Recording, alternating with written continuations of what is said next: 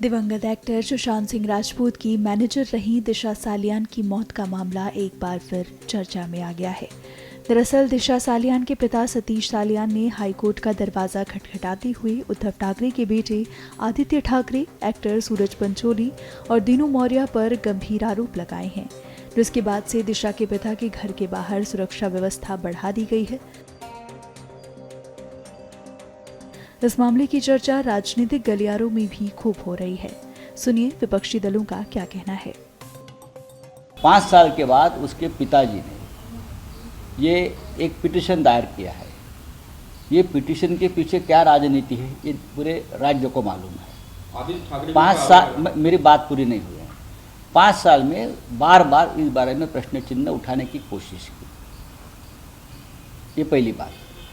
दूसरी बात ये है कि उस मामले में जांच पूरी हो गई थी और जांच में बहुत से तथ्य जो सामने आए हैं वो भी ऑन रिकॉर्ड है।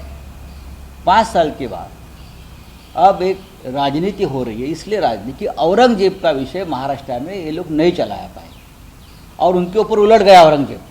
जो कब्र से निकालने की कोशिश की औरंगजेब को, वो उनके ही उधर बैठ गया कंधे पर। अब उसके छुटकारा पाने के लिए ये दिशा सालियान वाला विषय को ये लोग तूल दे रहे हैं। ये राजनीति है, लेकिन एक गंदी राजनीति, ये हरकतें महाराष्ट्र में जो हो रही है उससे हमारा राज्य बदनाम हो रहा है। एक युवा नेता जो अच्छा काम कर रहा है उसको बदनाम करने की एक कोशिश है, हमारे पार्टी को बदनाम करने की एक कोशिश है।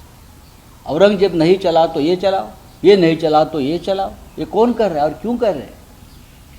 ऐसे अगर आप कब्र खोदते जाएंगे तो ऐसी देश में बहुत से कब्र है, जस्टिस लोहिया से लेकर सोहराबुद्दीन तक। जब तक किसी व्यक्ति पे दोषारोप सिद्ध नहीं होता तब तक उस व्यक्ति का नाम लेना मुझे नहीं लगता वो अच्छा है।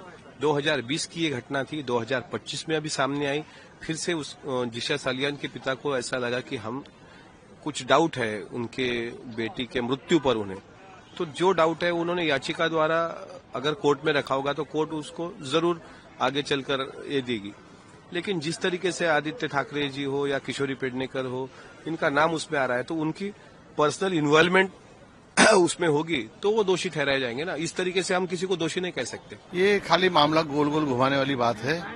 किसी भी तरह से जो अभी हमारा अधिवेशन चल रहा है, इस अधिवेशन के जो भी मामला सामने आ रहे हैं उसे गोल गोल घुमाने के लिए सब चल रहा है, और क्या है। आपको बता दें कि 8 जून 2020 को मुंबई में अपने घर की बालकनी से गिरने से दिशा सालियान की मौत हो गई थी। पुलिस ने आत्महत्या का मामला दर्ज किया था, लेकिन अब दिशा की मौत ने नया मोड़ ले लिया है।